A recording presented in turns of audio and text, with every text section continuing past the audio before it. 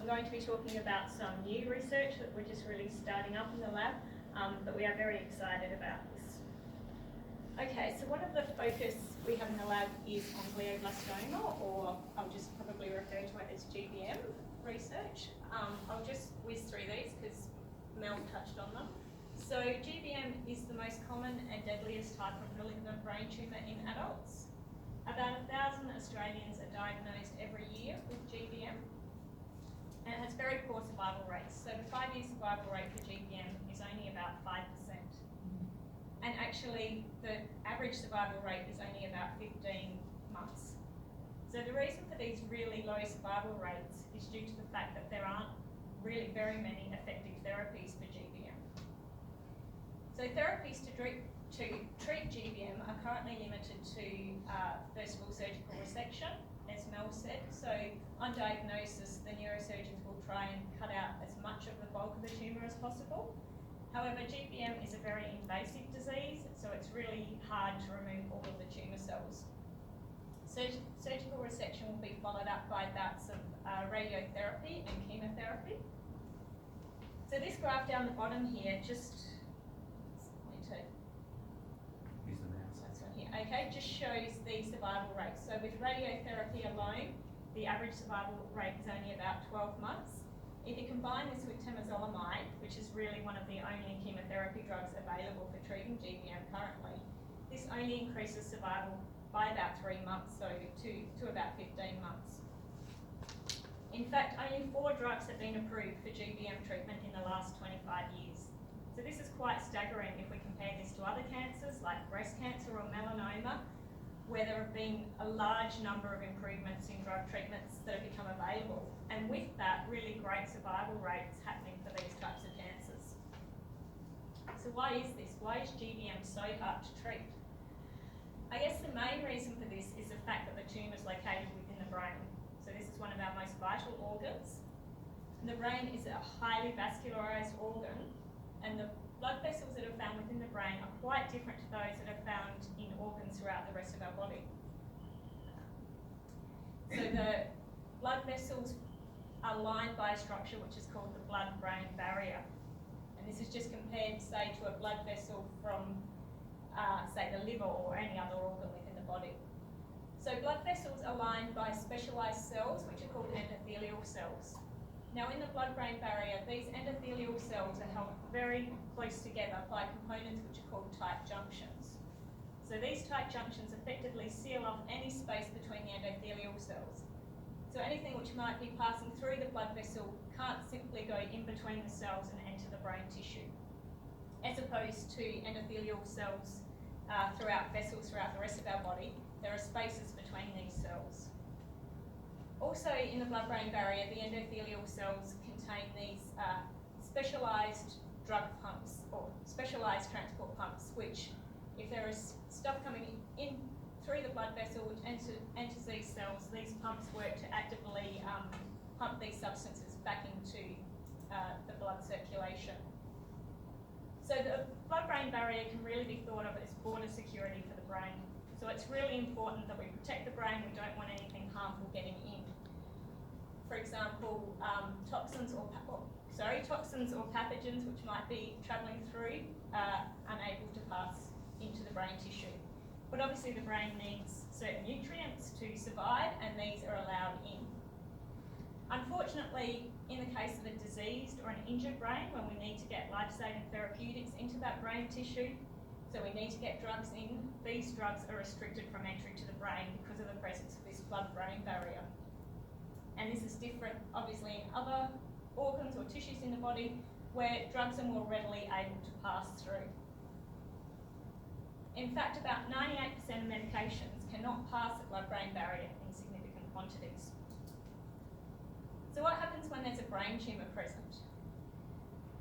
So sometimes when there is a brain tumour present, there are very select regions of this tumour, particularly in the bulk of the tumour, where we get a compromised blood-brain barrier. And this is often referred to as a blood-tumour barrier. So the presence of the tumour cells can cause a weakening in the tight junctions. And there are some regions where we get a leaky blood-brain barrier. So this, if you just think of this as the blood vessel cross section. So here's the blood vessel, the endothelial cells, and the tight junctions there where the tumour cells are having an effect. So you can think that if there is drug flowing through the blood, that some of this drug could make its way into the bulk of the tumour. However, this is probably not at therapeutic doses. The other problem with GBM is that, as I've mentioned, it's a really invasive disease. So not only do we have the bulk tumour, we have these very invasive infiltrating tumour cells. And we know that these tumour cells are surrounded by very much an intact blood-brain barrier. So to effectively treat GBM, we really need to deliver therapeutic drug to the whole brain so that we can target all of the GBM cells. So one way we could do this is to be able to safely open the blood-brain barrier to allow drugs in. If we're going to do this, we would want to make it reversible, so we don't want the barrier open all the time. We would want it open to get our drugs in and then be able to close it back up again. And obviously we would want this to be selective. So even while it is open, we wouldn't want everything that's passing through the blood to be able to get into the brain. So we've started working on an exciting new approach to open the blood-brain barrier. We've been working on an experimental compound which we think ticks all of our criteria for being able to safely open the blood-brain barrier. Importantly, this compound is currently in the clinic to treat other unrelated diseases. So how this works is if we take our cartoon of the blood-brain barrier, this experimental compound works in two modes of action. So it is able to block a particular protein which makes up the tight junction components. And it also acts to block or to at least down-regulate some of these drug transport pumps. So in the presence of this compound, we can have a situation where we've got an open or a slightly leaky blood-brain barrier. So if we think about a tumour being present, we can deliver our experimental compound to open up this barrier, then administer our therapeutic drugs, and these therapeutic drugs would be small drugs, so this is selective opening, only open to very small molecular weight compounds. The drug will then be able to pass through from the blood circulation into the brain tissue, into the bulk tumour, but hopefully also into these invasive infiltrative tumour cells. So our collaborators have shown this, these are some pictures of mouse brains. So this particular mouse here lacks this tight junction protein that this compound is blocking. So when these mice are injected intravenously with a fluorescent dye, which normally would not get past the blood-brain barrier, and we take the brain out, you can see the entire brain is glowing red from this fluorescent dye. So this fluorescent dye is able to access the entire brain, in contrast to the control mouse brain here where the dye cannot get in. So we theorise that this is a safe alternative for opening the barrier and that this would be reversible disruption. So once this compound was removed, the tight junctions would come back again, seal up that space between the endothelial cells, and the drug pumps would work efficiently again. So how are we going to use this approach to treat GBM? So in the lab, we've also been working on repurposing existing therapeutics to treat GBM. So there's a multitude of anti-cancer drugs available in the clinic now. Most of them are not used for GBM simply because they just don't get past the blood-brain barrier into the brain. So what we're doing is drug screening proteins to test the effectiveness of these therapies against our patient cell lines that Melinda spoke about earlier. So we've done a whole lot of drug screening and we've identified some potential candidates as new GBM drugs. So this graph here represents each one of these coloured lines represents a different patient cell line, and as the line goes down, that indicates killing of these patient cells in culture. So this is a drug which is a targeted drug currently in the clinic. This is less toxic than traditional chemotherapies, and it's also a small molecular weight drug, so it should be able to pass through the barrier using our approach. And if we compare this killing to the approved current drug, which is temozolomide, where these cells, temozolomide really isn't killing these patient cells very effectively at all. So the approach therefore is to combine our blood-brain barrier experimental compound with our new anti-GBM drugs to see if we're able to eradicate all the GBM tumour cells that are present.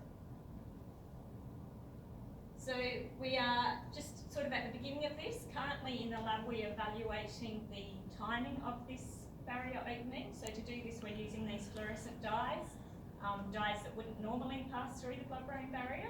So this gives us the opportunity to be able to visualise when the barrier is open, how long it's open for, and what's our time frame for getting these therapeutic drugs into the brain. So once we've done all of this, we're going to conduct trial experiments using our preclinical mouse model that Mel spoke about. So this would be combining the blood-brain barrier opening compound with our drugs and treating a mouse which is harbouring one of these brain tumours.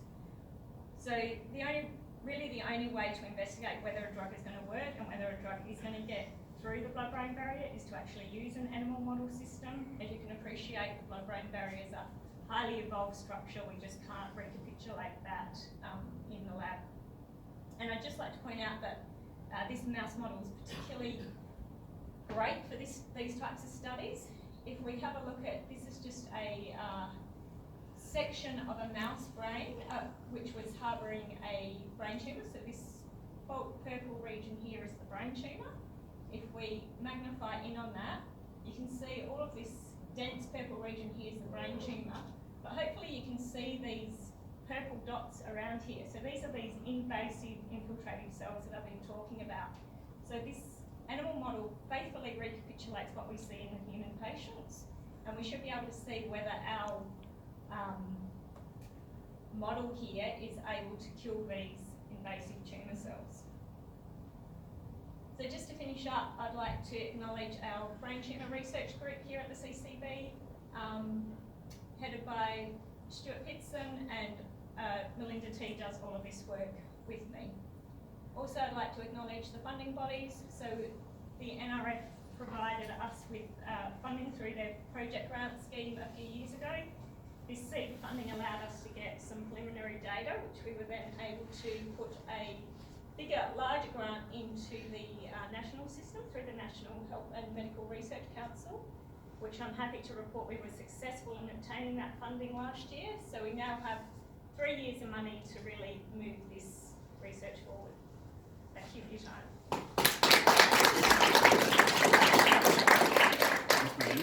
So I guess the key thing really here is that temozolomide is not a particularly effective drug. We know that doesn't work very well to kill brain tumour cells.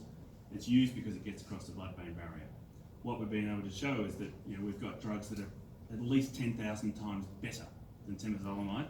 They don't get across the blood-brain barrier. If we can get them across the blood-brain barrier, we think we've got a really great potential therapy for brain tumours. So not just for glioblastoma that we're studying, but potentially for a whole range of different brain tumours as well. So open the talk up for questions. Yes? Technically I have 2 questions. The first question is